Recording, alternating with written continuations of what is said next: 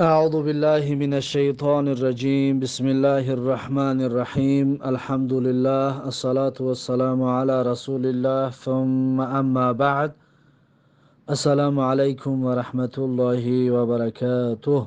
خب کتاب ریاض الصالحین که حالا حدیث 524 رو میگیریم. صاحب کتاب میگوید امام نووی در زیر حدیث 524 کتاب ریاض الصالحین میگوید و عن ابی بردة عن ابی موسی الاشعری رضی الله عنه قال، میگوید از ابو برده از ابو موسی اشعری رضی الله عنه روایت است که گفت خرجنا مع رسول الله صلی الله علیه و سلم فی غزات، میگوید که بر آمدیم همراه رسول الله صلی الله علیه و سلم در یک غزوه و نحن 6 نفرین و ما همگی 6 نفر بودیم. میگد بیننا بعیر نعتقبه، در بین ما میگه بعیر بود، یعنی چارپای داشتیم، شتری داشتیم که نعتقبه وی را نعتقبه یعنی که وی را استفاده می بردیم، فهمو، یعنی که از دنبالش می رفتیم یا که مثلا برای استفاده بود. فنقبت اقدامنا، پس میگه زخمی شد قدم های ما، پس زخمی شد قدم هایمان.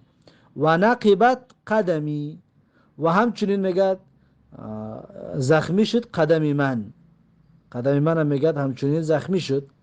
و سقطت الظفاری، و افتید میگه و غلطید ناخونهایم. فکنا نلف على ارجلنا الخرقه، پس بودیم ما میگه میپیچاندیم بر پایهایمون میگه پارچه را، خرق را، خرق یعنی پارچه ای رنگ پیتاوا و چیزی که در پا میپیچاندن، خلاص هم تره میگه در پایهامون میپیچاندیم. فسمیت غزوة ذات الرقاع لما كنا نعصب على ارجلنا من الخرق. فسمیت، پس میگه نامگذاری شد، همین غزوه که ما رفته بودیم میگه همین غزوه را نامش شد غزوه ذات الرقاع، غزوه ذات الرقاعش میگفتن همین غزوه را میگه. لما كنا، چطوری که میگه بودیم ما در این غزوه نعصب على ارجلنا من الخرق، یعنی میبستیم بر پایهایمون از اون پیتواها، یعنی با پیتوا پایهامون میبستیم.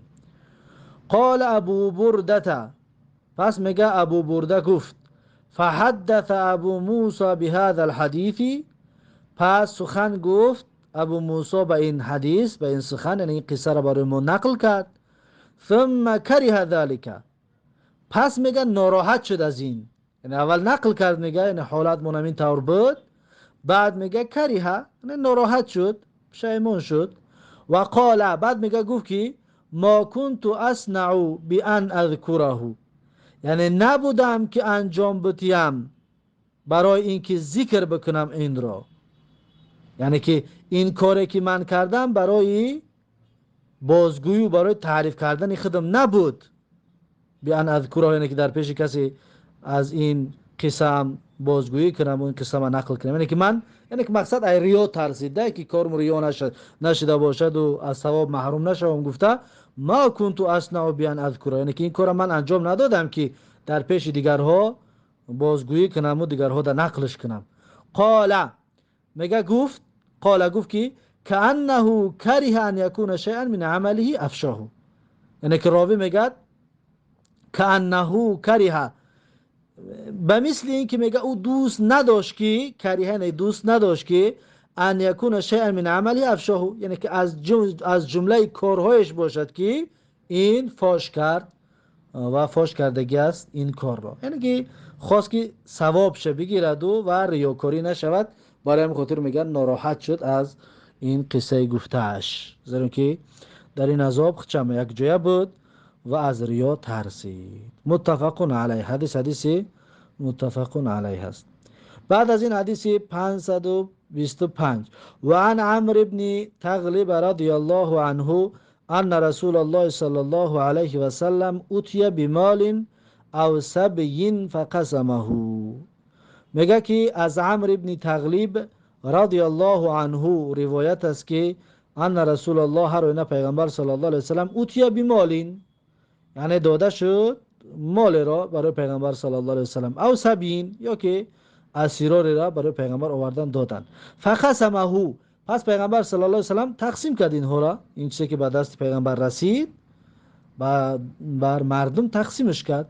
فاعطى رجالا، پس میگه داد از همین مال و از همین اسیران مردان را. و ترک رجالا، و ترک کرد چند مرد دیگر، یعنی چند کس داد و چند کس دیگر نداد. فبلغه ان الذين ترك عتبوا، پس رسید میگه به پیغمبر صلی الله علیه و سلم ان الذين ترك، هر اینا کسانی را که ترکت پیغمبر صلی الله علیه و سلم، یعنی کسانی که پیغمبر از این مال و از این اسیران نداده بود، عتبوا یعنی گیله کردند یا گیله دارند، یعنی ناراضی شدن از این کار پیغمبر. فحمد الله، پس پیغمبر صلی الله علیه و سلم حمد گفت الله را. ثم اثنى علیه، بعد ثنا گفت بر الله. ثم قال، بعد پیغمبر صلی الله علیه و سلم گفت اما بعدو، یعنی بعد حمد و ثنا گفت که فوالله انی لاعطی الرجل، گفت قسم به الله هر آینه من میدهم، یعنی مال دنیای کسی که میآید، یک مرد، رجل یعنی شخص را، کسی که من میدیم. و ادع الرجل، و نمیدهم یعنی ترک میکنم مردی را، یعنی کسانی که ترک میکنم. والذی ادع احب الی من الذی اعطی، یعنی کسی را که ترک میکنم محبوب تر است برای من از کسی که برای اون میتیم، یعنی کسی را که ندادم انا همون آدم برای من محبوب تر است از اون که او را من چیزی دادم. ولکنی، پیغمبر میگه ولیکن من انما اعطی اقواما، هر آینه میدهم از اون مال قومهای را لما ارى فی قلوبهم من الجزع والهلع، یعنی که لما چطوری که میگم میبینم، ارا میبینم، فی قلوبهم یعنی در دل اون مردایی را که میگه قومی را من میتیم، در دل اونها میبینم چی را؟ من الجزع والهلع، یعنی که جزع و هلع میبینم. جزع و هلع هر روز تقریبا به یک معناست، یعنی که کم طاقتی، فهمو؟ کم طاقتی در اونها میبینم، یا حرصی زیاد در اونها میبینم برای مال دنیا، پس اونها را من مال دنیا میتیم. و اکل اقواما الى ما جعل الله فی قلوبهم من الغنا والخیر، یعنی که و اکلو یعنی میسپارم، و اکلو میسپارم اقواما قومهای را، با بسیار مردم را میسپارم الی ما جعل الله فی قلوبهم، با آنچه که الله سبحانه و تعالی گرداندگی است در دلهایشان، من الغنا والخیر، یعنی که از بینیازی و از خیری که در دل اونها هست، پس من اونها را به همون میسپارم، یعنی نمیتیمشون، به همون قناعت و به همون خیر و به همون بینیازی که در قلبشون هست به همون میسپارم. منهم عمرو بن تغلب، یعنی از همون هاست که بینیاز است عمرو بن تغلب. عمرو بن تغلب از همین هاست، یعنی که راوی حدیث. قال عمرو بن تغلب، بعد میگه عمرو بن تغلب گفت که فوالله ما احب ان لی بکلمه رسول الله صلی الله علیه وسلم حمر النعم، میگه که پس قسم به الله دوست نمیدارم که ان لی، دوست نمیدارم هر آینه عوض کنم، هر آینه بگیم در مقابل کلمه رسول الله صلی الله علیه وسلم بدهم، یا در مقابل سخنان پیغمبر صلی الله علیه وسلم حمر النعمی، یعنی که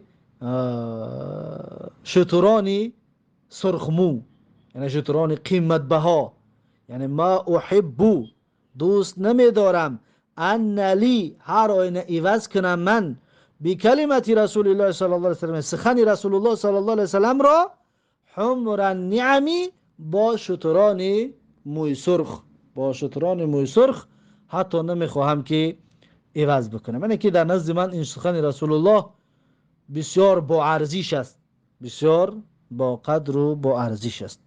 رواه البخاری، و این حدیث را امام بخاری رحمه الله روایت کردگی هست. بعد از این حدیث 526 و عن حکیم ابن حزام رضی الله عنه ان النبی صلی الله علیه و سلم قال، از حکیم ابن حزام رضی الله عنه روایت است، هر پیغمبر صلی الله علیه و سلم گفت: الید العلیا خیر من الید السفلی، یعنی دست بالا بهتر است از دست پایان. یعنی چی؟ یعنی دهنده بهتر است از گیرنده. وابدأ بمن تعول، وابدأ یعنی شروع کن دادن مال را یا صدقه کردن و کمک کردن را، بمن تعول به کسی که سرپرستیش به گردن تو است. یعنی کسی را که نفقهش در گردنت است، پس تو شروع کن تقسیم کردن را از آن کس. و خیر صدقتی عن ظهر غنن، و بهترین صدقه از بینیازی است. یعنی چه؟ یعنی انسان صدقه را بتید خودش محتاج نباشد، این بهترین صدقه است.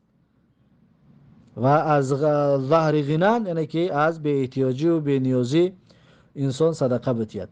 و من یستعفف یعفه الله، یعنی هر کسی که یستعفف طلب عفت میکند، هر کسی که طلب پاک دامنی میکند، یعفه الله، پس الله اون را عفیف و پاک دامن میگرداند. انسان طلب پاک دامنی کرد، الله تبارک و تعالی اون را پاک دامن میگرداند. و من یستغنی یغنیه الله، و هر کسی که بینیازی کرد، یغنیه الله یعنی که الله سبحانه و تعالی را بینیاز میگرداند. انسانی که بینیازی کرد، الله سبحانه و تعالی بینیازش میگرداند. این حدیث متفق علیه هست و این مخصوصا بر ضد مردم تاجیکی که قرض میکنند و صدقه و پنجشنبگی و 40 سال میکنند، بر ضد همونو است. و خیر الصدقه عن ظهر غنن همین است، یعنی بهترین صدقه از بینیازی است. خودشون نیاز دارن، خودشون احتیاج دارن، باز دیگرها دا قرض میکنن یا میرون کار میکنن و میارن برای خانه خودش دانه میتیاد و 4 کسی دیگر فریاد میکند. این بر ضد همون است که اون خیری کردگیشون براشون فایده نداره. زیرا که پیغمبر گفت وابدأ بمن تعول، صدقه را وقتی کردنی هستی از کسانی که سرپرستیش در گردن تو است، از اون شروع کن. یعنی که از زن و فرزند خودت اول، بعد خیش تبارد. به این طریق باید انجام داده شود. حدیث متفق علیه. خب بعد از این حدیث 527 امام نووی رحمه الله میگه: و عن ابی عبد الرحمن معاویه بن ابی سفیان صخر بن حرب رضی الله عنهما قال، از ابو عبدالرحمن معاویه بن ابی سفیان صخر بن حرب رضی الله عنه روایت است که گفت: قال رسول الله صلی الله علیه و سلم، میگه پیغمبر صلی الله علیه و سلم گفت که لا تلحفوا فی المسئلة، یعنی الحاف نکنه در درخواست کردن و در طلبندگی و یا که در یک چیز را به دست آوردن. الحاف یعنی پافشاری نکنید، ایزمگی و خیرگی نکنید. لا تلحفوا یعنی الحاف نکنید، مقصد بگیم پافشاری و خیرگی و یک روی نکنید. فی المسئلة در درخواست کردن مال، یعنی در طلبندگی، در اینه که نمیتیه تا باز بگوی، نمیتیه تا بسرش باز بره و زارک، این کار نکنید. فوالله لا یسألنی احد منکم شیئا، چرا؟ اینه که وقتی که پافشاری و ازمگی میکنی برای گرفتن، پس میگه قسم به الله لا یسألنی احد منکم شیئا، یعنی نمیپرسد مرا کسی از شما چیزی. فتخرج له مسئلته منی شیئا، پس برآورده می شود برای او مسئله است، یعنی درخواستش همون چیزی که خواستگی است، منی شیئا از جانب من چیزی را پس برآورده می شود، یعنی که من برای چیزی میتیم. و انا له کارهون، و من و انا له یعنی من له یعنی از برای این دادگیم، همین چیزی که من دادمش، له یعنی اون شخص رو نه، له یعنی از برای همین چیزی که دادمش. زیرا که اگر بگیم که از اون، پس اون انسان را حکمش، کسی که پیغمبر را بگیم در پیشش بسیار درخواست کنه، حکمش وزمین میشه. برای خاطر میگیم له یعنی با این دادن. پیغمبر میگه و من له یعنی با این دادنایی که با اون دادگی هستم کاری هون ناراضی هستم. فهمو؟ از این چیزی دادگیم ناراضی هستم. وقتی که میگن ناراضی هستم، فیبارک له فیما اعطیته. فیبارک یعنی که لا یبارکو. فهمو؟ یعنی برکت دادن نمی شود، برکت دادن نمی شود برای اون انسان فیما اعطیته، یعنی در آن چیزی که من براش دادگی هستم. زیرا اینکه من در این دادگیم راضی نیستم، ناراضی بگم براش دادگی است. وقتی که ناراضی که دادم، پس اون انسان از این برکت نمییابد. پس از این حساب است که پیغمبر گفت که لا تلحفو فی المسئلتی، یعنی که ازمگی و پافشاری نکنید در درخواستن مال. یعنی که مجبور نکنید. اگر که مجبور کردید پس گرفتید، برکت نمییابید. چرا؟ زیرا اینکه اون انسان دیگر ناراضی براتون دادگی است. وقتی که ناراضی که داد، پس برکت برداشته می شود و برکت از بین برده می شود. رواه مسلمون، این حدیث را امام مسلم رحمه الله روایت کردگی هست. خب این است انشاءالله درس امروزمون. بعد از این حدیث 527 اینش انشاءالله درس آینده. بارک الله فیکم و جزاکم الله خیر.